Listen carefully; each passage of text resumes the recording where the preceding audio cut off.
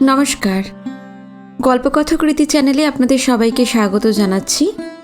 আজকে শুরু করছি আম্রপালি উপন্যাসের দ্বিতীয় পর্ব। 7টা দিন যেন ঘোরের মধ্যে কেটে গেল। তারপর কাজটা কি ঠিক হলো? হাতের লেখাটা ওর, ঠিকানা ওর বাড়ির, কিন্তু এই নিয়ে কেই বা যাচ্ছে তদন্ত করতে। হয়তো HD-31 আদেও জবাব দেবে না। তার 1 নম্বর অনুমানটি যদি সত্য হয়, অর্থাৎ ডিভোর্সে মেয়েটি যদি নতুন করে জীবনসঙ্গীর সন্ধানে পত্রমিতালির পথ বেছে নিয়ে থাকে, আশা করছে অসংখ্য চিঠি পাবে। তার ভিতর বেছে নিয়ে 4-5টি শুটারকে জবাব দেবে, যারা চাকুরে সুদর্শন প্রায় 40। ডিভোর্সি হলেও ক্ষতি নেই, যদি না আগের আহাম্মকির একটা বোঝা কাঁধে চাপিয়ে থাকে। অবশ্য ডিভোর্স কেসে সে ঝামেলা স্ত্রীকেই সচরাচর পোহাতে হয়। কর্তা যথাবিহিত কাঞ্চনমূল্যেই সচরাচর প্রায়শ্চিত্তটা করে থাকে।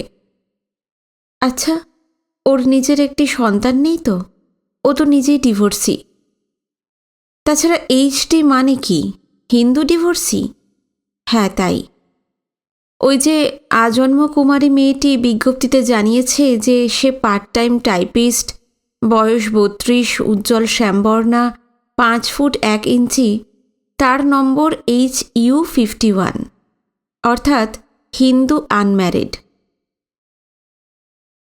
পত্রমিতালির সম্পাদক মশাই দেখা যাচ্ছে বিচক্ষণ ব্যক্তি। প্রজাপতি মার্কা দপ্তর খোলেননি, কিন্তু মূল কারবারটা ওই দিকেই ঝুঁকেছে। তাই ক্রমিক সংখ্যাগুলি যে জাতের বিশেষণে বিভূষিত, সেগুলি জাতপাত এবং ম্যারিটাল স্ট্যাটাসের দ্যোতক। যাক, সে কথা, যে কথা ভাবছিলেন, এই HD-31 কথা। 2-4টি পত্র বিনিময়ের পরেই মেয়েটা জানতে পারবে কে কেরানি, কে গেজেটেড অফিসার, কার বুড়ি মা বেটা বউয়ের সেবায় প্রত্যাশায় বেতো ঠ্যাং নিয়ে প্রতীক্ষা করছে এবং কার নির্ঝঞ্ঝাটের সংসার। পত্রালাপের অবকাশে জেনে নেওয়া যাবে কি কি হবি, পড়াশোনা কত দূর, গাড়ি বাড়ি আছে কিনা, নিদের নিজস্ব ফ্ল্যাট। তারপর কায়দা করে জেনে নিতে হবে প্রথম পক্ষে স্ত্রীর মৃত্যুর হেতুটা কি। সে কি বাথরুমে গায়ে? কিন্তু হয়তো ওর 1 নম্বর অনুমানটি ভুল। বিবাহের বন্ধনে ও নিজেকে বাঁধতে চাইছে না আদেও। চাকরি করছে, একলা থাকছে, সিনেমা, থিয়েটার, জলসা, রেস্তোরাঁ দিব্যি ফুর্তিফার্তা করছে নির্ঝঞ্ঝাট জীবন। কর্তার বাক্যবাণে বিদ্ধ হতে হয় না। ওর বান্ধবীর দিকে সে কী দৃষ্টিতে তাকায় তা নজর করতে হয় না। মায়ে ওর শার্টে বোতাম লাগাবার পরিশ্রমটুকুও সইতে হয় না। কিন্তু হ্যাঁ, একটা বিশেষ চাহিদা ওর পক্ষে মেটানো মুশকিল, আবশ্যিক জৈবিক চাহিদা। এই পুরুষ শাসিত সমাজে উইমেন্স লিবের ধ্বজাধারিণীরা চাকুরি ক্ষেত্রে বৈষম্য রাখতে দেননি। পোস্টম্যানকে পোস্ট ওম্যান এবং চেয়ারম্যানকে চেয়ারপারসন করে ছেড়েছেন, কিন্তু হাসপাতালে ম্যাটারনিটি ওয়ার্ডের পাশাপাশি প্যাটার্নিটি ওয়ার্ড খুলিয়ে দজ্জাল স্বামীর গর্ভসঞ্চারের ব্যবস্থা করতে পারেননি। তেমনি সোনাগাছির পাল্লা দেওয়া হিরেগাছি পট্টি শহর প্রান্তে খোলাতে পারেননি। কনফার্মড ব্যাচেলার প্রৌঢ় বয়সেও আইনসম্মতভাবে দেহের ক্ষুধা মিটিয়ে আসতে পারে ক্রস কোয়ার্টার্সে। 4 অঙ্কের উপার্জনক্ষমা কুমারী, ডিভোর্সি বা বিধবার কোনো বিকল্প আয়োজন নেই। ক্যালকাটা কর্পোরেশনের চেয়ারম্যানকে উৎখাত করে কোনো জাঁদরেল চেয়ারউম্যান গদি দখল করলেও সেই সুযোগ মহিলাদের দিতে পারবেন না এই একদেশদর্শী পুরুষশাসিত সমাজ ব্যবস্থায়।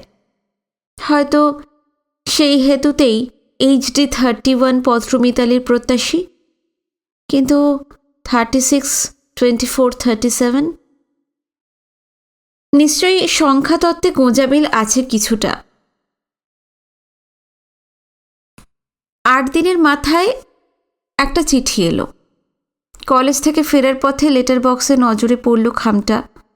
ওর নিজের হস্তাক্ষরে লেখা সলিল মিত্রের নামাঙ্কিত লেফাফা। সেটা বার করতে করতে পেছন থেকে রামু জানালো মামাবাবু এসেছেন। জাদুকর যেভাবে হাত সাফাই করে তেমনি দ্রুতগতিতে চিঠিখানা উনি লুকিয়ে ফেলেন পাঞ্জাবির পাশ পকেটে। জানতে চাইলেন, কোথায় মামাবাবু? প্রত্যাশিত জবাবে পেলেন, মাঝির কামরায়। জগদীশ প্রণতির চেয়ে বছর তিনেকে ছোট। সপ্তাহে অন্তত একবার অফিস ফেরতে গল্পগাছা করে যায়। এখানেই চা খাবার খেয়ে সন্ধ্যা ঘনালে বাড়ি ফেরে। তখন বাসের ভিড়ও কমে যায়। মাঝে মাঝে ছুটির দিনে অসীমা আর তোতনকে নিয়ে আসে। সেদিন দুপুরে এখানেই আহারাদি করে। সেই দিনগুলি প্রণতির ভারী আনন্দের। স্তব্ধ বাড়িটা একদিনের জন্য মুখর হয়ে ওঠে। আগে সেসব দিনে চাঁদুর মায়ের মুখখানা হাঁড়িপনা হতো, এখন হয় না। প্রণতি কায়দাটা শিখে ফেলেছে। বলে, চাঁদুর জন্য একটা মাছ আর এক বাটি পায়েস নিয়ে যেও চাঁদুর মা। তালুকদার এই ঘরে এসে দেখলেন রামু মামাবাবুকে চা জলখাবার দিয়ে ইতিপূর্বে যথারীতি আপ্যায়ন করেছে। জগদীশ চায়ের কাপটা নামিয়ে একটা সিগারেট ধরাতে ব্যস্ত। তালুকদার বললেন, ধূমপানের বিরুদ্ধে এত এত প্রচার, তবু ওই বদভ্যাসটা কেন ছাড়তে পারো না বলো তো যোগু? এক মুখ ধোঁয়া ছেড়ে জগদীশ বললেন, বার কথাটা বললে জামাইবাবু? Where n tends to infinity. n-1th বার তোমাকে বলেছি যে তোমার এই উপদেশ পৌনঃপুনিকতা দোষে অতিদুষ্ট। তবু তুমি বদভ্যাসটা কেন ছাড়তে পারো না বলো তো?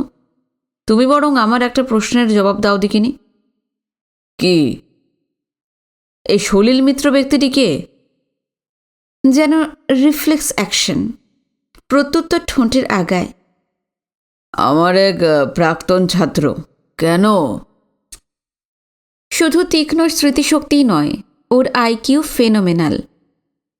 প্রশ্নমাত্র কম্পিউটারের দ্রুততায় বুঝে নিলেন জগদীশ অহেতুক কৌতূহলে লেটার বক্সে উঁকি মেরে দেখেছে বাড়ির ভিতরে আসার আগে।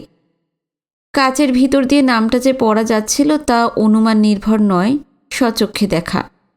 বললেন, কেন, সলিলকে কি দরকার? না না, তাই জিজ্ঞেস করছি। লেটার বক্সে দেখলাম কি না অচেনা নাম।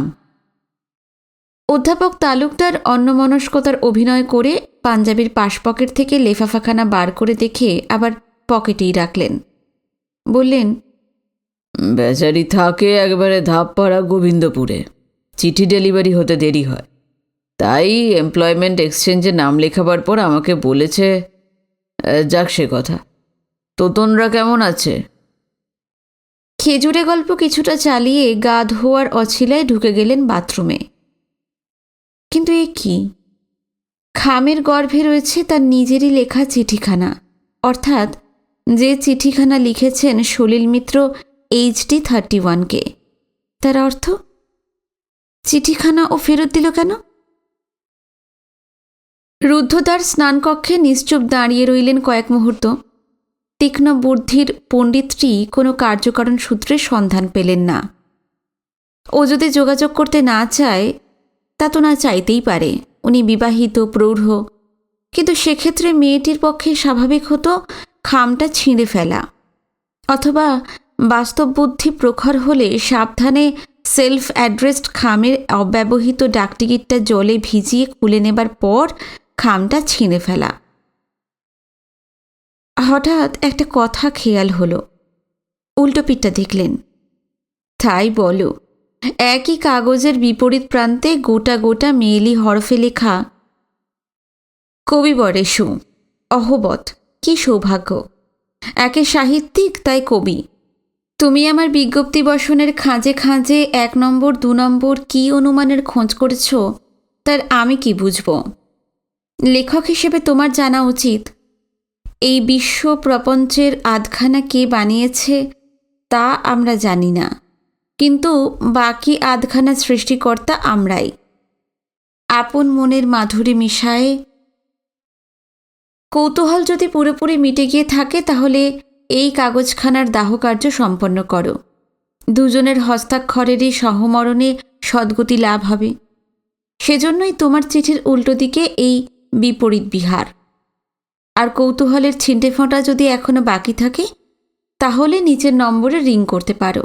উপন্যাসের ভালো প্লটই পাবে, গ্যারান্টিড। তোমার প্রকাশক তোমাকে কী হারে রয়্যালটি দেন আমার জানা নেই, কিন্তু আমি কি আমার প্রকাশকের কাছে বিনামূল্যে বিকাবো?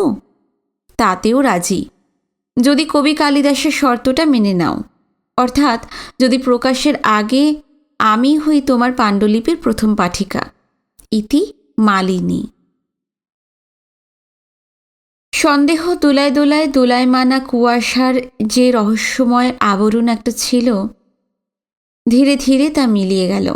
না, HD 31, হ্যাঁ তাই, মালিনী ওর নাম নয়, কায়দা করে ছদ্মনাম নেওয়া, কাব্য করে, যেহেতু কবি কালিদাসের নামে প্রচলিত গল্পে তার প্রথম শ্রোতার নাম মালিনী। মোট কথা, মেয়েটি জীবনসঙ্গী খুঁজছে না আদৌ, সহজ সরল ভদ্র ভাষায় রূপোপজীবনী। হয়তো পত্রমিতালির সম্পাদক জানেন অথবা জানেন না, আন্দাজ করেন কিন্তু আপত্তি করেন না। কিন্তু ওই মেয়েটি, ওই জাতের 5 জন অড উইমেন আউটই পত্রমিতালি পত্রিকাকে দেহ বিজ্ঞপ্তির উপাদান হিসেবে গ্রহণ করেছে। জীবনসঙ্গীর সন্ধানী হলে বিবাহিত প্রৌঢ় মানুষটাকে সে আদৌ পাত্তা দিত না। কিন্তু যদি সত্যি ও পত্রবন্ধুত্বের অভিলাষী হয়, না, তা হতে পারে না। সেক্ষেত্রে নিজের ভাইটাল স্ট্যাটিস্টিক্স ওভাবে বিজ্ঞাপিত করত না। তাছাড়া ওর চিঠির খাঁজে খাঁজে যেন যৌন ইঙ্গিত। প্রকাশক কথাটাতে সিঙ্গল কোট মার্ক দিয়ে বিশেষ ব্যঞ্জনা দিতে চেয়েছে। চিঠির কাগজের উল্টো দিকে লেখাটাকে বলেছে বিপরীত বিহার। এবার সিঙ্গল কোট দেয়নি, অর্থাৎ সরলার্থই গ্রাহ্য, বিপরীত প্রান্তে ভ্রমণ। মানছেন, সব মানছেন, তবু নিজের কাছে একটা কথা স্বীকার করতেই হবে, মেয়েটি সাধারণই নয়। রাজনটিরা যেমন 64 কলার মধ্যে বিশেষ করে সিক্ত পত্র রচনা, জাপানের গেইজারা যেমন বাক্যের টানা পড়েনে একটা কুহুকি মায়া রচনায় বিশেষ শিক্ষাপ্রাপ্তা, ও যেন তাই। আর সেই জন্যই বিকোবার আগে মূল্যের প্রশ্নটা কায়দা করে তুলেছে। মূল্য অর্থাৎ অর্থমূল্য। কিন্তু সেজন্য কি ওকে দোষ দেওয়া যায়? সলিল মিত্র তো নিজে থেকেই বলেছিলেন, মনোমতো একটা গল্পের প্লট পেলে ওকে যথাযোগ্য সম্মান দক্ষিণা দেবেন। এক্ষেত্রে ফিজ আর সম্মান দক্ষিণার ফারাক কি? দুটোই তো রিজার্ভ ব্যাংকের গভর্নরের প্রতিশ্রুতির পরিমাপের মূল্যায়নে। তবে হ্যাঁ, চিঠি শেষ করার আগে সে আরও একটি প্রস্তাব দিয়েছে, অর্থাৎ যদি তাকে কবি কালিদাসের মালিনী হবার অধিকার দেওয়া যায়, যদি সলিল মিত্র উপন্যাসটি লিখে প্রকাশক বা পূজা সংখ্যার সম্পাদকের হাতে তুলে দেবার আগে পাণ্ডুলিপিটি ওকে সর্বপ্রথম পড়তে দেন। এই কথাও কেন বলল? ও তো সলিল মিত্রের কোনো লেখা পড়েনি। মালিনী যেমন ছদ্মনাম, এই তরফে সলিল মিত্রও তো তাই।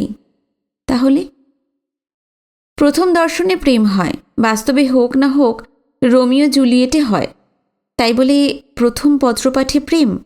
একটু বাড়াবাড়ি হয়ে যাচ্ছে না স্যার? কালিদাসের মালিনী সম্বন্ধেই বা আমরা কতটুকু জানি, সেটাও তো কল্পকথা। কবি বিনিদ্র রজনীর পরিশ্রমে কাব্য রচনা করতেন, শকুন্তলা, কুমার সম্ভব, মেঘদূতম। আর ঘোর ঘোর প্রাগুষা লগ্নে রাজার প্রাসাদে ফুল জোগানোর পথে থেমে যেত মালিনী, এসে বসত ওর সদর দরজার সামনে। পাখির কুজন তখনও জাগেনি বনদেবীর শাখায় শাখায়, বলতো, পড়ুন আর্যপুত্র, কাল রাত্রে কাহিনী কোন পথে মোড় নিল। কালিদাস শুক্তারাকে সাক্ষী রেখে সেই ঘৃত প্রদীপজ্বলা আধো অন্ধকারে আবৃত্তি করে শোনাতেন সদ্য রচিত 10-20টি শ্লোক। হয়তোবা তা রতিরঙ্গরসের অকপট বর্ণনা, দেহদর্পণে দেহাতীতের প্রতিচ্ছায়া। ইতিহাস বলেনি লাজেরাঙা মালিনী মাঝপথে বাধা দিয়ে বলে উঠেছিল কিনা, ক্ষান্ত হন আর্যপুত্র, এই বর্ণনা স্বয়ং পাঠ্য, আবৃত্তির যোগ্য নয়। অন্তত ঘৃত প্রদীপজ্বলা জনান্তিকে ইতিহাসে এ কথাও বলেনি। প্রত্যুত্তরে কবি কালিদাস ফুৎকারে ঘৃত প্রদীপ শিখাকে নির্বাপিত করে প্রায়ান্ধকারে কামোদ্দীপিতা মালিনীর লজ্জাহরণ করেছিলেন কিনা। তাছাড়া ইতিহাস এ কথাও বলেনি যে কবিপত্নী কক্ষান্তরে নিদ্রাগতা। তিনি দীর্ঘদিন ও দীর্ঘতর রাত্রি শয্যালীনা, রতিরঙ্গ সুখ বঞ্চিতা। জানবার যেটুকু ছিল জেনেছেন, কিন্তু তাই বলে কৌতূহল কি ফুরিয়ে গেছে এমন আমন্ত্রণ পাওয়ার পর? কবি কালিদাসের ভাষায় যাকে বলে বিবৃত জঘনাঙ্ক বিহাতুম সমর্থ। টেলিফোনটা তুলে নিয়ে ডায়াল করলেন। Hello, yes speaking, whom do you want please? Talukdar ইংরাজিতে বললেন, মালিনী নামে একটি মেয়ে। ডিয়ার মি, কবি বলুন কিভাবে আপনার সেবা করতে পারি? হ্যাঁ, আমি মালিনী বলছি। তুমি আমাকে একটি প্লট দিতে প্রতিশ্রুত। শুধু প্লট? বেনির সঙ্গে মাথা দিতেও যে প্রস্তুত। তোমারে যা পারিব না দিতে সে কার্পণ্য চিরকাল আমারই রহিবে বঞ্চিতে। বলো কবি, কবে কখন শুভাগমন ঘটবে? কত দূরে? কোথায় যেতে হবে? অল্প কথায় ঠিকানা আর পথ নির্দেশ জানিয়ে দিল। মেঘচুম্বিত অ্যাপার্টমেন্টস, দক্ষিণ কলকাতাতে, বেশি দূরে নয় যোধপুর পার্ক থেকে। সদ্য নির্মিত অ্যাপার্টমেন্ট হাউস। সব ফ্ল্যাটে এখনও কোঅপারেটিভ মেম্বারদের শুভাগমন ঘটেনি। ওর ফ্ল্যাট নাম্বার 820, অর্থাৎ 8 তলায় 20 নম্বর দরজা। লিফট আছে স্বয়ংক্রিয়, সর্বদা চলন্ত, লোডশেডিং নির্ভর নয়, পশ এলাকা। এবার বলো কখন আসছো, কবে? শুভস্য শীঘ্রং। ধরো কাল। সরি, কাল সন্ধ্যায় আমি এঙ্গেজড। সন্ধ্যায় নয়, দুপুরে। দুটোই অফ হচ্ছি, ধরো 2:30। তাহলে তুমি কি কলেজে পড়াও? অসাবধানে কথাটা বলে ফেলেছেন। তৎক্ষণাৎ প্রতিপ্রশ্ন করেন, তোমার নাম কি মালিনী? অল রাইট প্রফেসর সলিল মিত্র। বেলা 2টোয় তুমি যখন অফ হচ্ছ, তখন 2:30তেই অ্যাজিউমিং তুমি দমদম মতিঝিল বা বিটি রোডের স্ট্যাটিস্টিক্যাল ইনস্টিটিউটে অফ হচ্ছ না, তাহলে আধ ঘন্টায় যথেষ্ট। দুপুরবেলা। ডোরবেল বাজালে যে সাড়া দেবে তাকে কি বলবো? মালিনীকে ডেকে দিতে? ঠিক 2:30 হলে আমি নিজেই দৌড় খুলে দেব। আর যানজটে যদি 2:45 বেজে যায়? দেখবে খোলা দরজায় 2টি কপাট 2 হাতে ধরে মালিনী 15 মিনিট অধীর আগ্রহে নিশ্চুপ দাঁড়িয়ে আছে, আর্যপুত্রের প্রতীক্ষায়। এ কি হলো? এ কি হচ্ছে? 3 কোড়ি পাড়ি দেবার ব্রাহ্ম মুহূর্তে এ কোন জাতের ধাসটামো? নলচের আড়ালটা কার দৃষ্টিপথে দিচ্ছেন? নিজের বিবেক? পূজা সংখ্যার জন্য একটা নভেলেটের প্লট অনুসন্ধানে এই জাতের অভিসার? ন্যাকামির একটা সীমা থাকবে তো। কিন্তু তেলাপোকার টানে মোহগ্রস্ত কাজপোকার মতো উনি যেন চলেছেন নিয়তি নির্দিষ্ট সর্বনাশের পথে। পরিচয় জানতে আর কিছু বাকি নেই।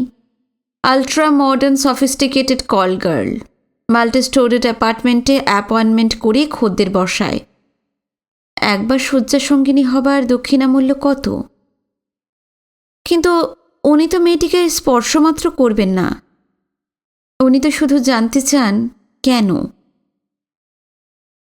30 বছর বয়স, 166 সেন্টিমিটার উচ্চতা, ভাইটাল স্ট্যাটিস্টিক্স 36, 24, 37, ডিভোর্সি এবং চাকুরিজীবী, এই সবই শোনা কথা হেয়ারসে। কিন্তু মেয়েটি কথাবার্তা পত্র রচনায় তো যাকে বলে A1। টেলিফোনে ইংরেজিতে সামান্যই আলাপচারিতা হয়েছে, কিন্তু তার ভিতরেই মনে হয়েছে মেয়েটি কনভেন্ট লালিতা।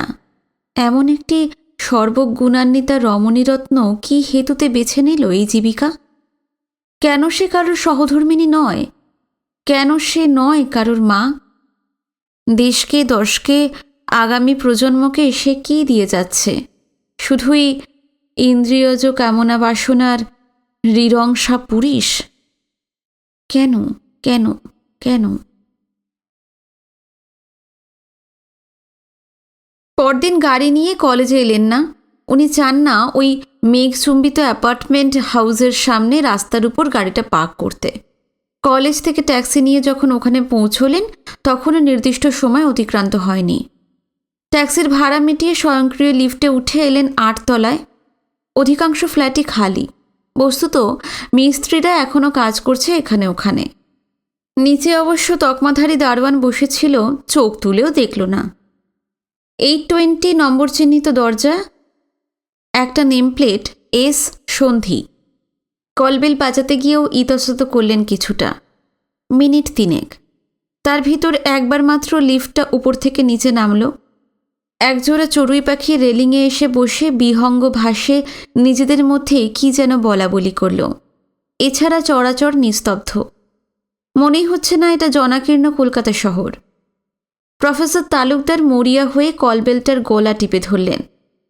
তৎক্ষণাৎ ম্যাজিক আইয়ের ওপ্রান্তে এগিয়ে এলো একটা কৌতূহলী চোখ। সে চোখে কাজল পরা আছে কিনা বোঝা গেল না, কিন্তু ভারী পাল্লাটা 5 সেন্টিমিটার আন্দাজ ফাঁক হলো। তারপর আটকে গেল সেফটি ক্যাচে। ওপ্রান্ত থেকে বামা কণ্ঠে প্রশ্ন হলো, whom do you want please? Malini Sandhi, does she live here? Yes and no, but whom should I announce? Mitra, S Mitra. দরজাটা খুলে গেল। এ কি আর্যপুত্র যে! উনি প্রবেশ করার সঙ্গে সঙ্গে ওর পিছনে বন্ধ হয়ে গেল ইয়েল লক সদর দরজা এবং করিডোরে জ্বলে উঠল জোরালো বাতি। অসতর্ক অধ্যাপকের মুখ ফসকে বেরিয়ে গেল, আপনি? মেয়েটি, আসলে মহিলাটিই বলা উচিত, চলতে শুরু করেছিল। এক কথায় থমকে থেমে গিয়ে বললে, তুমি কি ট্রিলজি লিখবে বলে মনস্থির করে ফেলেছ? ট্রিলজি মানে? প্রথম খণ্ডে নায়িকা আপনি, দ্বিতীয় খণ্ডে তুমি, তৃতীয় ও শেষ খণ্ডে আজকাল তোমাদের কলেজে ছেলেমেয়েরা যা করে তুই তোকারি। আমি কলেজে পড়াই কে বলল? কে আবার? তুমি। এসো, এখানে দাঁড়িয়ে কথা কইলে বাইরের প্যাসেজে শুনতে পাওয়া যায়। তা হঠাৎ আপনি বলে থেমে গেলে যে? তুমি কি আগে আমাকে কোথাও দেখেছ? চলতে চলতে ওরা এসে বসলেন ড্রয়িং রুমে।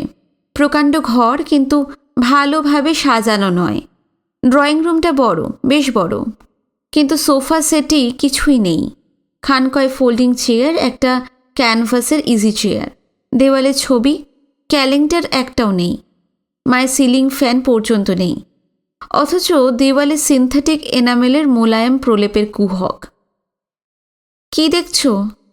এমন সুন্দর ফ্ল্যাট, অথচ এমন ন্যাড়া কেন? ডিভোর্সের সময় মানি সেটেলমেন্টে ফ্ল্যাটটা পেয়েছি, ফার্নিচার নয়। ধীরে ধীরে কিনতে হবে। কিন্তু তুমি আমার প্রথম প্রশ্নটার জবাব দাওনি। তুমি কি আমাকে আগে কোথাও দেখেছ?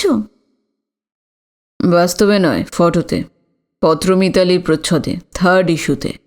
I see. হ্যাঁ, ওটা আমারই ছবি। কিছু খাবে? খাবো? এই বেলা আর এইটির সময়? আমার বয়সটা কত তা তো তোমায় বলেছি, মিসেস সন্ধি। আমি মিসেস সন্ধি নই। তুমি আমাকে মালিনী বলেই ডেকো। আর খাবে প্রশ্নটা রিডিকুলাস মনে হচ্ছে, যেহেতু হিন্দি বা ইংরেজির মতো ওই ক্রিয়াপদের চলিত বাংলা নেই। Like to have a drink? হ্যাঁ, তো গরমে এলে তো তাই বলছি। জিন অ্যান্ড লাইম দেবো একটা? নো থ্যাঙ্কস, আমি মদ্যপান করি না। Good heavens! জিন মদ নয় গো সাহিত্যিক মশাই।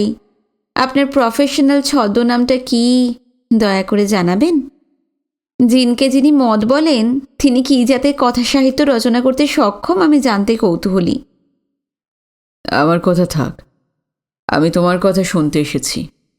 সন্ধ্যায় তোমার অ্যাপয়েন্টমেন্ট আছে, ফলে 1 ঘণ্টা 3 তোমার সঙ্গে আলাপচারিতা করলে কী পরিমাণ সম্মান দক্ষিণা দিতে হবে সেটা সর্বাগ্রে জেনে নিতে চাই। আলাপচারি? হ্যাঁ, তাই। তুমি বেনির সঙ্গে মাথাটাও দিতে প্রস্তুত, কিন্তু আমি শুধু বেনিটুকুই সংগ্রহ করতে এসেছি। I want your story and nothing but it. Only Bimal story? এক মুহূর্ত কী যেন চিন্তা করল, তারপর বলল, অঙ্কটা ভেরিয়েবল, বাড়ে কমে। সেটা নির্ভর করে পার্টির স্যাটিসফ্যাকশনের উপর। স্যাটিসফ্যাকশন, সন্তুষ্টি? তাই বলেছি আমি। তুমি নাকি মাথা বাদ দিয়ে শুধু বেনিটুকু নিতে এসেছ। তা সেই বেনিটা দিয়ে তোমাকে স্যাটিসফাই করতে হবে না? আরও সহজ ভাষায়, তুমি এসেছো একটা প্লটের সন্ধানে, জানতে যে যৌন পত্রিকায় যে মেয়েটি মডেল হতে রাজি সে কেন কারোর ঘরণী নয়, সে কেন নয় কারোর মা, তাই তো? এক্স্যাক্টলি। কেন? সেই কিস্সা শুনিয়ে তোমাকে স্যাটিসফাই করতে হবে প্রথমে। তুমি না পরে বলতে পারো এ তো জানা প্লট, মোপাসা, টুরগেনিভ বা প্যালজাকে পড়েছি। অধ্যাপক তালুকদার একটু ঝুঁকে বসেন সামনের দিকে। Just a minute. তোমার পড়াশোনাটা কদ্দূর? Now you are talking professor. পড়াশোনা অফ আ প্রস্টিটিউট। হ্যাঁ, ঠিক আছে, পড়াশোনার কথা থাক। তোমাদের বিবাহিত জীবন কতদিনের? লেস দ্যান এ ইয়ার। কেন? সে কথা কেন? মাত্র 1 বছর? প্রেম করে বিয়ে? মেয়েটি দৃঢ়ভাবে মাথা ঝাঁকিয়ে উঠে দাঁড়ালো, বলল, ওসব কথা থাক, let's go to the bedroom. ওখানে ফ্যান আছে, ড্রিঙ্কস যখন করবেই না। কি দরকার? আমার তো গরম লাগছে না। আমার লাগছে। একটা হাত পাখা টাকা নিয়ে এসো তাহলে। ভ্রুকুঁচকে তাকিয়ে রইল 1.5 মুহূর্ত, তারপর বলল, বাট ওয়াই? ক্রস কোয়ার্টার্সে আসতে পারলে আর তার বেডরুমে গেলেই তোমার জাত যাবে? না, জাত যাবে আমি তা তো বলিনি। বলনি, but you are behaving well. আমি গা থেকে ব্লাউজটা খুললে তুমি মূর্ছা যাবে না তো? সত্যি আমার এখানে গরম লাগছে।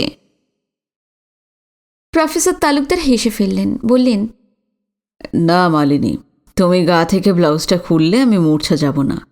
ইনফ্যাক্ট ওই অবস্থাতেই তো তুমি ফটোটা তুলিয়েছিলে, তাই না, ওই পত্রিকায়?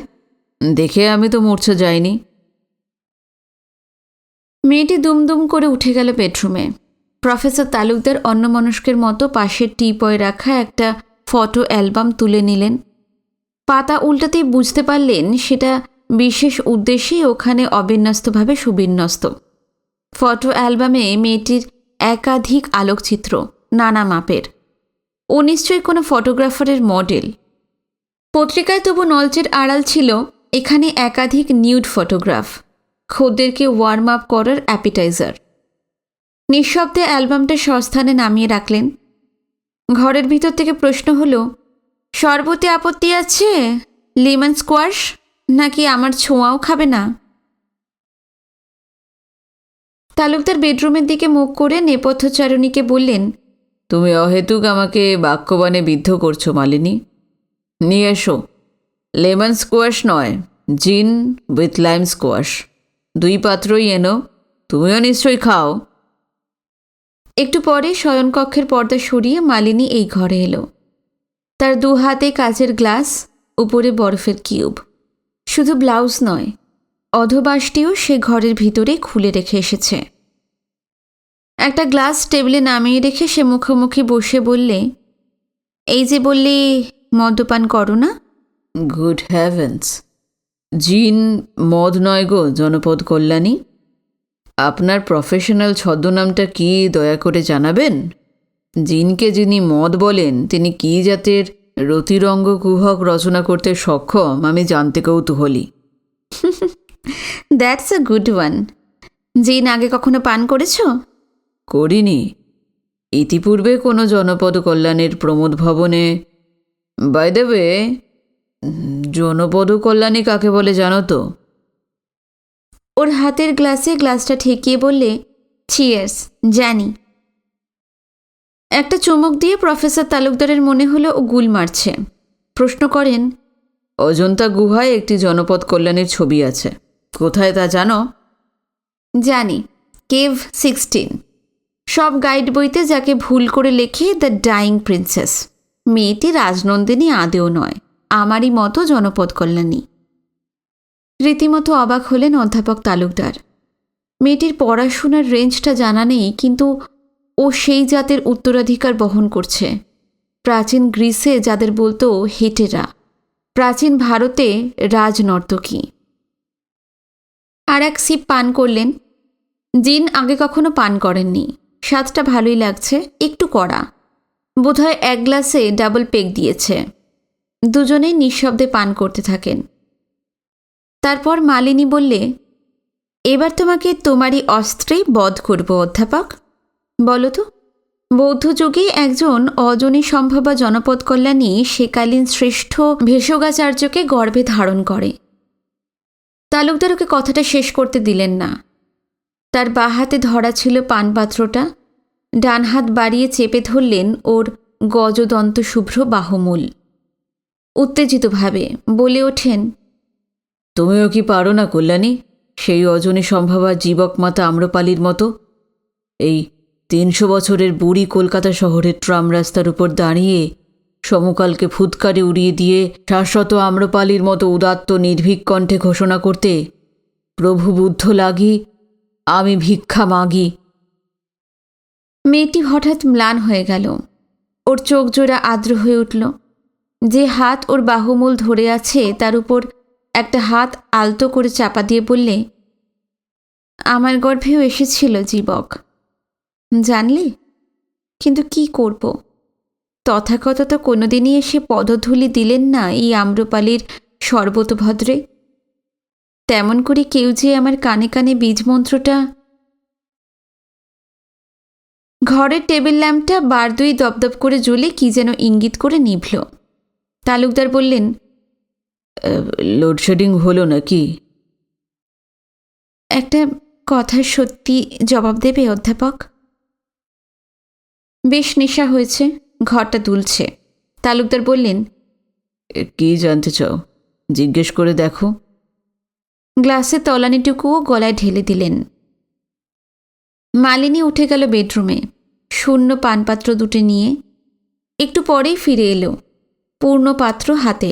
নির্দ্বিধায় একটি পাত্র গ্রহণ করলেন তালুকদার। ওর মনে পড়ল না কোথায় বসে আছেন, মনে পড়ল না বাড়ি ফেরার কথা, অথবা অ্যালকোহলের প্রতিক্রিয়া আগে কখনো উপভোগ করেননি। আবার এক চুমুক পান করে বললেন, কি জানতে চাইছিলে আম্রপালি? তুমি লিখেছিলে যে তুমি বিবাহিত। মিসেস মিত্র কি জানেন যে তুমি আম্রপালির প্রমোদ ভবনে আজ এসেছ স্পর্শ বাঁচানো পূজা সংখ্যার প্লটের সন্ধানে? উনি একটু থমকে গেলেন। প্রণতির প্রসঙ্গ উঠে পড়তে পারে এটা বোধহয় আন্দাজ করেননি। একটু গম্ভীর স্বরে বললেন, না, সে হতভাগিনী কিছুই জানে না। আর স্পর্শ তো বাঁচেনি। আমি তোমার বাহুমূল চেপে ধরেছি, কামনমত্ত না হলেও উত্তেজিত হয়ে। আমি তো তোমার ঠিকানা জানি, আমি যদি গিয়ে তাকে বলে আসি। ধীরে ধীরে মেয়েটির বাহুমূল ছেড়ে দিলেন। সজ্জালীন একটি প্রৌঢ়ার কথা মনে পড়ে যাচ্ছে ওর। বললেন, খুব সম্ভবত তুমি তার বিশ্বাস উৎপাদন করতে পারবে না। এ তার চিন্তার বাইরে। দীর্ঘ প্রায় 30 বছরের দাম্পত্য জীবন আমাদের, কিন্তু যদি কোনোভাবে তুমি অকাট্য প্রমাণ দাখিল করতে পারো, তাহলে সে মর্মান্তিক আহত হবে, হয়তো মরে যাবে। ইয়েস, মরেই যাবে। মরে যাবে? এক্কেরে মরে যাবে? হিংসে বুক ফেটে? যা। খিলখিল করে হেসে ওঠে প্রগল্ভা রূপোপজীবনী। ওরও বেশ নেশা হয়েছে এতক্ষণে। প্রফেসর তালুকদার সোজা হয়ে বসলেন, পানপাত্রটা নামিয়ে রাখলেন টুলে। এই প্রথম বিচলিত বোধ করলেন উনি। মনে হলো কাজটা ঠিক হয়নি, ঠিক হচ্ছে না। এই জাতীয় আলোচনা উঠে পড়তে পারে তা আন্দাজ করেননি। গম্ভীর হয়ে বললেন, হ্যাঁ, তাই। কথাটা ঠিক বাংলা নেই, তাই তোমার কাছে রিডিকুলাস মনে হচ্ছে, কিন্তু লিটারেলি বুক ফেটেই মরে যাবে সে। আসলে ওর হার্ট খুব দুর্বল, প্রেশার খুব হাই। ও ও একজন ইনভ্যালিড ক্রিপলড, চিররুগ্না, বাথরুমে পর্যন্ত যেতে পারে না। আমি পাঁচা কোলা করে নিয়ে যাই। বেদনার্দ্র হয়ে উঠল প্রগল্ভার মুখ। ধীরে ধীরে উঠে দাঁড়ালো। জানতে চাইল, কতদিন উনি শয্যাশায়ী? এই বিষয়ে তোমার সঙ্গে আমার ভাগ্যের অদ্ভুত মিল। মানে? আমার বিবাহিত জীবনও বায়োলজিক্যাল অর্থে বলছি 1 বছর। তারপর একটা অ্যাক্সিডেন্টে। তার মানে বলতে চান 20-25 বছর ধরে আপনি? 28 বছর। ধীরে ধীরে আবার বসে পড়ে, এবার চেয়ারে নয়, ওর সামনে মেঝেতে। 2 হাতে ওর হাঁটু জোড়া জড়িয়ে ধরে বলে, I am sorry, I am really sorry. Don't be sorry. তোমার দুঃখিত হবার কি আছে? ওর অসুস্থতা নিয়ে আমি রসিকতা করেছি, ব্যঙ্গ করেছি। কিন্তু তখন তো তুমি সব কথা জানতে না। ওর কোলে মাথাটা রাখল। বন্ধনীমুক্ত হৃদয়াচ্ছ্বাসের যুগল পেলব স্পর্শ অনুভব করলেন জানুতে। সংযত স্বরে বললেন, চেয়ারে উঠে বসো আম্রপালি। বসছি। তার আগে একটা কথা বলুন, আপনি কি মানে দীর্ঘ 28 বছর ধরে? হ্যাঁ, তাই। বেনির সঙ্গে মাথা দিতে চেয়েছিলে তুমি, আমি প্রত্যাখ্যান করেছি। কিন্তু জিন উইথ লাইমের মতো সে আনন্দ অনাস্বাদিত পূর্ব নয় আমার কাছে। 28 বছর আগে। কিন্তু কেন? পাপ পুণ্য মান বলে? না আম্রপালি, আমি বৈজ্ঞানিক। পাপ পুণ্য স্বর্গ নরক আমাদের মানতে নেই। আর ঈশ্বর? ঈশ্বর was out of bounds even to the lord Buddha, জীবক মাতা। তাহলে কেন? কেন এই 3 দশকের ব্রহ্মচর্য? Personal ethics? আমার কথা থাক আম্রপালি, আমি জানতে এসছি তোমার কথা, সেই কথা বলো। লুক হিয়ার, আমি মহামানব তথাগত নই। জনপদ বধূ আম্রপালিকে রাতারাতি বৌদ্ধ ভিক্ষুণীতে রূপান্তরিত করার ক্ষমতা আমার নেই। বাট আমি সাহিত্যিক, আমি কথাশিল্পী, আমি কবি। সমাজের কাছে আমি দায়বদ্ধ। 2-1টা কাঁটা করি দিব দূর, তারপরে ছুটি নিব। এই সমাজে এইটুকুই আমার দায়িত্ব। শুধু 2-1টা কাঁটা। আই মাস্ট নো, কেন তোমার মতো একটি রমণী রত্ন। মেয়েটি কি একটা কথা বলতে চায়। উনি হাত বাড়িয়ে তার মুখটা চাপা দিলেন, বললেন, আমার এখনো বলা শেষ হয়নি আম্রপালি। আমি যেমন গৌতম বুদ্ধও নই, তেমনি ঋষ্যশৃঙ্গ ঋষিও নই। ঠিক জানি না, হয়তো আত্মপ্রতারণা, হয়তো শুধু সত্যের সন্ধানে নয়, সৌন্দর্যের সন্ধানেই আমি ছুটে এসেছিলাম। ঠিক যেমন করে 2000 বছর আগে প্র্যাক্সিটেলেস ছুটে যেতেন ফ্রিনের কাছে। বাহুবন্ধন মুক্ত করে নিজে থেকেই সরে যায় মেয়েটি। বলে, ফ্রিনে কে? আমি জানি না। প্র্যাক্সিটেলেসকে জানো? না। কোনো গ্রিক দার্শনিক?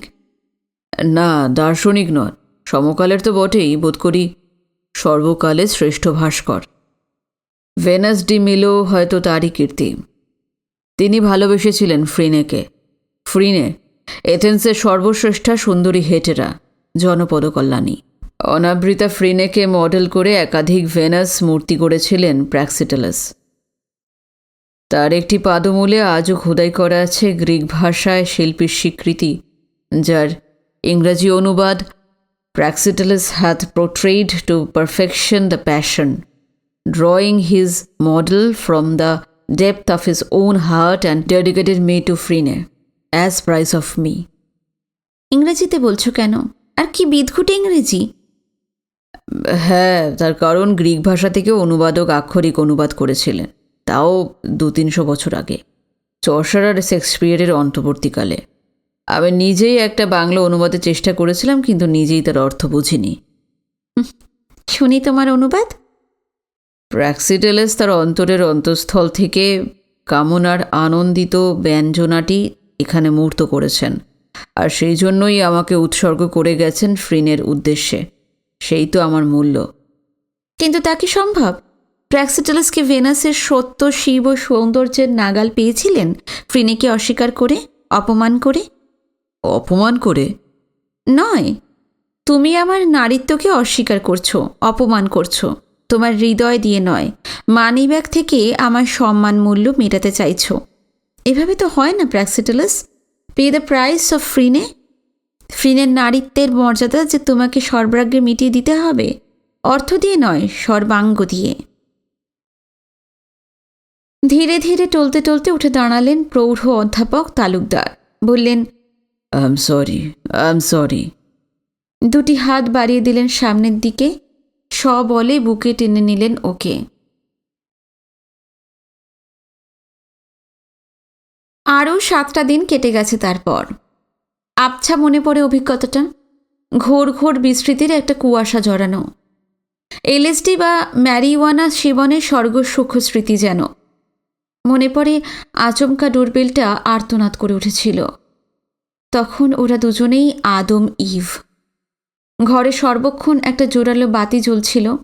এত প্রখর আলো ওর ভালো লাগছিল না। মেয়েটি শোনেনি, বলেছিল, আমরা কি চুরি করছি? ডোরবেলটা আচমকা বেজে উঠতেই মেয়েটি হাত বাড়িয়ে চট করে নিভিয়ে দিল বাতিটা। অস্ফুট কণ্ঠে বলল, পালাও, ও এসে গেছে। ও কে ও? Don't ask questions. নাও, পড়ে নাও। অন্ধকারে ওর হাতে ধরিয়ে দিয়েছিল ড্রয়ার, গেঞ্জি, প্যান্ট, শার্ট। আচ্ছা অন্ধকারে খানিকটা নিজে নিজে পড়লেন, খানিকটাও পরিয়ে দিল। জিনের প্রভাব ততক্ষণে জমজমাট। এসো, আমার সঙ্গে এসো। কোথায় তা জানতে চাননি। বেডরুমের সংলগ্ন টয়লেটে একটা ছোট 1 পাল্লার দরজা। বাইরের করিডোর থেকে জমাদারের আসার পথ। সেই দরজাটা খুলে ও বলল, বাঁ দিকে লিফট। আর তুমি? আমার জন্য ভাবতে হবে না। I know wire I stand. তা বটে, এটা ফ্রিনের নিজস্ব সাম্রাজ্য। কিন্তু ও কে? সন্ধি? তার সঙ্গে তোর ডিভোর্স হয়ে গেছে। ও তো নিজেই বলেছে ও মিসেস সন্ধি নয়। ঠিক তখনই লিফটটা এসে দাঁড়ালো 8 নম্বর ফ্লোরে। স্বয়ংক্রিয় লিফটে দ্বিতীয় যাত্রী ছিল না, ফলে কেউ জানতে পারল না ওর জামার বোতামগুলো ভুল ঘরে লাগানো। অ্যাপার্টমেন্টের সামনে দাঁড়িয়েছিল একটা ট্যাক্সি। সৌভাগ্যই বলতে হবে। তখন ওর শারীরিক অবস্থা খুব জুতের নয়। যোধপুর পার্কের নিজস্ব বাড়ির নম্বরটা তা বলে ভুলে যাননি তিনি। ট্যাক্সি থেকে নেমেই মানিব্যাগ খুলে একটা 50 টাকার নোট বার করে দিয়েছিলেন, সে কথা মনে আছে। কিন্তু লোকটা ভাঙানি ফেরত দিয়েছিল কিনা সেটা মনে পড়ে না। দিন 7 পরে সাহসী ভর করে ফোন করলেন ওকে। রামু তখন বাজারে, প্রণতি অঘোরে নিদ্রায় অভিভূত। বার দুয়েক রিঙ্গিং টোনের পর ও প্রান্তে সাড়া জাগল। ইয়েস, সন্ধি স্পিকিং। ইংরেজিতে বললেন, মালিনী আছে, একটু ডেকে দেবেন? হু?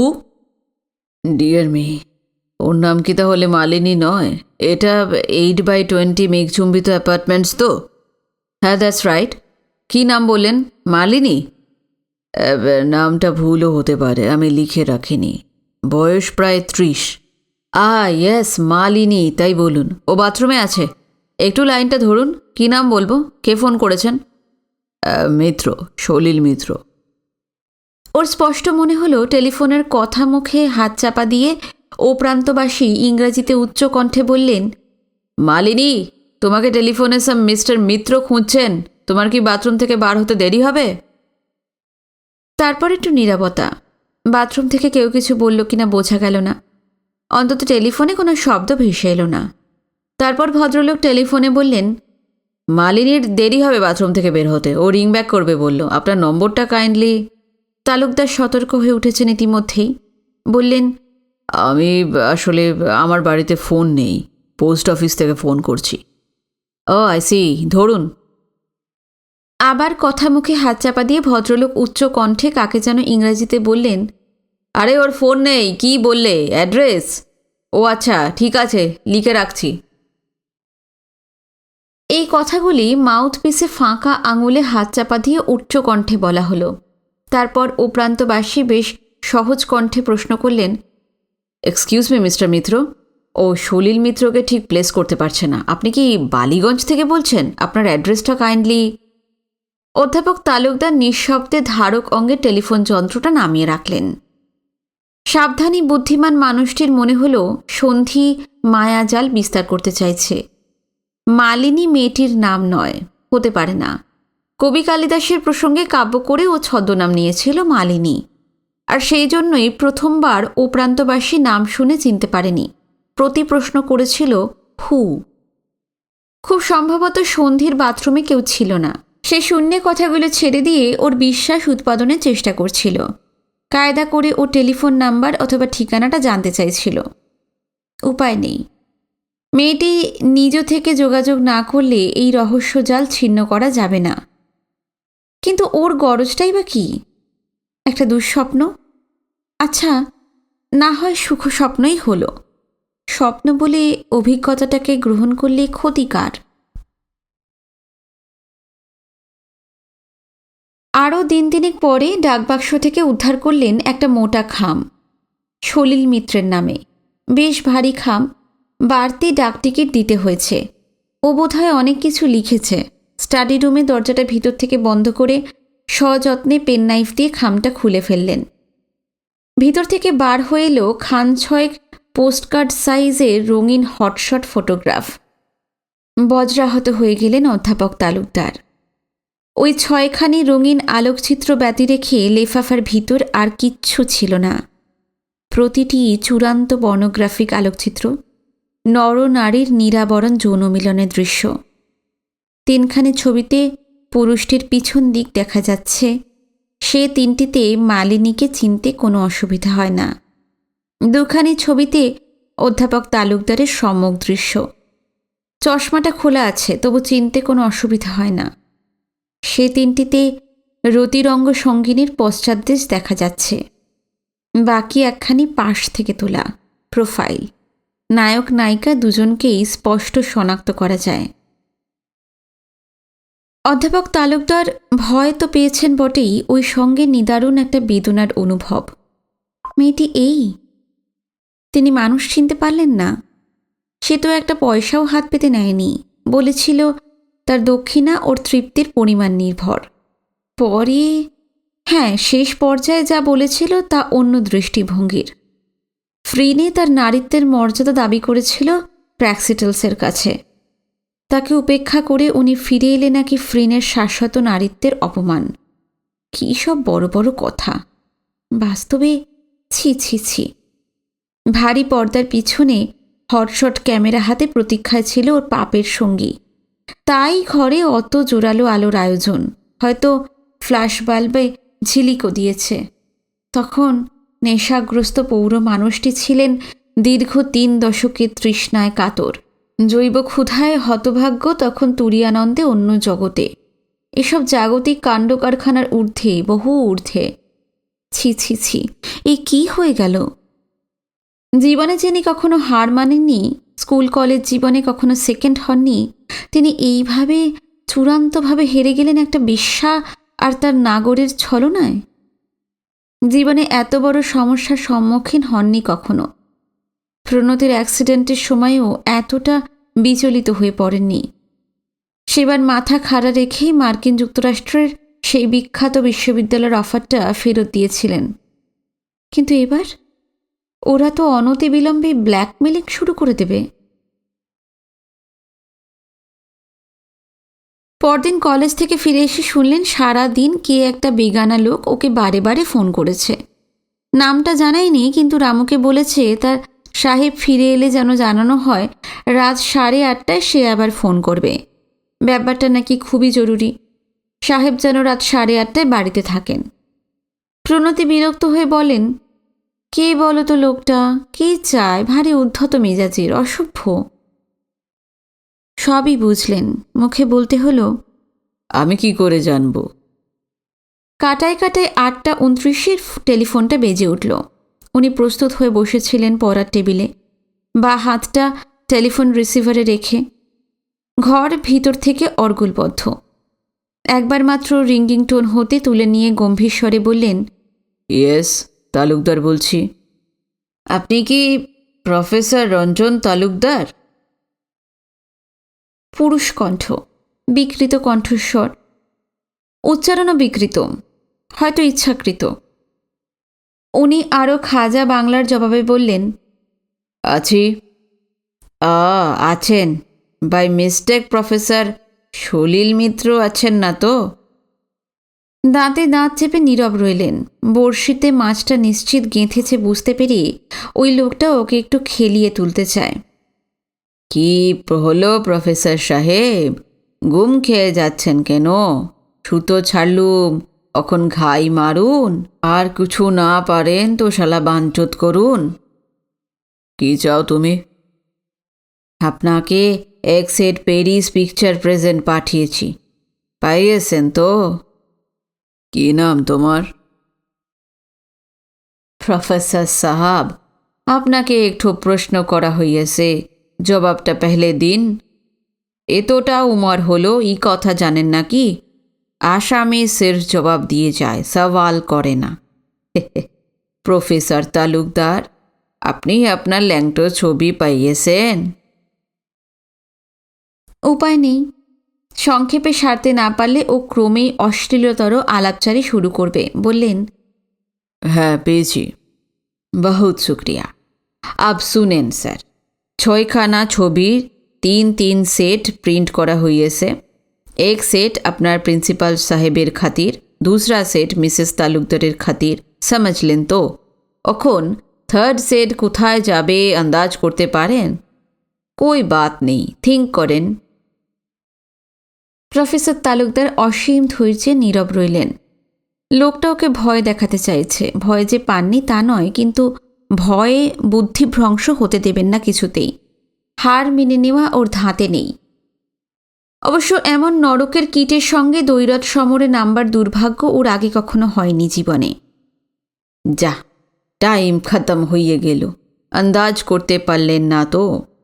আপনার কলেজে ঘুষতেই একটু বড়কা লুটিস বোর্ড আছে না, ওই বোর্ডে 6খানি ফটো রাতারাতি লটকে দিয়ে আসবো। প্রফেসররা সবাই দেখবে, ছেলেরা দেখবে, আর ছুকরিগুলান ভি দেখবে। এখন বলুন স্যার, এ বেইজ্জতি কি রুখতে চান? Yes or no? কত টাকা চাইছো? Now we were talking professor. সিধা হিসাব। ইচ সেট ছবির দাম আছে 5-5 হাজার और नेगेटिव 10 हजार। अब हिसाब जुड़िए लिन तो 5-15 और 10-25 हजार। लेकिन सबटा 10-20 টাকার ইউজ নোটে, समझলেন? লোকটা নিজেকে অবাঙালি অশিক্ষিত উত্তর ভারতের লোক বলে প্রতিষ্ঠিত করতে চাইছে। বাস্তবে ও বাঙালি এবং শিক্ষিত। উনি টাকার অঙ্কটা জানতে চাওয়া মাত্রই আনন্দে ওর ছদ্মবেশটা খণ্ড মুহূর্তের জন্য গা থেকে খুলে গিয়েছিল। সে হঠাৎ খুশিতে ওই ইংরেজি লাভসটা কিছুতেই বলতে পারে না। Now you are talking professor, ইংরেজিতে অনেক ক্রাইম থ্রিলারে ওর পড়া। কি হলো প্রফেসর সাহেব, ফির গুম হয়ে গেলেন নাকি? এত টাকা আমি কোথায় পাবো? এই একটা কথা হলো, রাজারা মানিক পায় কোথায়? আবার একটা ক্লু। কথাকে কোথা, কোথায় কে কোথায়। যার বাংলা জ্ঞান, তার সঞ্চয় থাকা সম্ভবপর নয় ওই বাংলা ঘরোয়া রসিকতা রাজারা মানিক পায় কোথায়। কিন্তু লোকটা এক নিঃশ্বাসে বলেই চলেছে, ক্যাশ সার্টিফিকেট তোড়াতে পারেন, ইউনিট ট্রাস্ট, এনএসসি নিদেন, প্রভিডেন্ট ফান্ড থেকে লোন। ভাবিজি 2-4খানা অর্নামেন্টস ঝেড়ে দিলেই বা কে ঠেকাচ্ছে? ভাবিজি তো মালুম পড়বে না।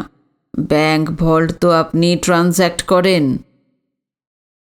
পাকা ক্রিমিনাল সন্দেহ নেই, কিন্তু সূক্ষ্ম কারিগরি এখনো আয়ত্ত করতে পারেনি।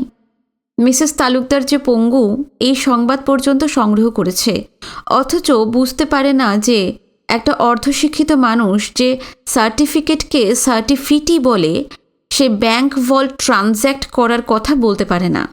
সে দিলখুশ হলে ফস করে বলে বসতে পারে না, now you are talking professor.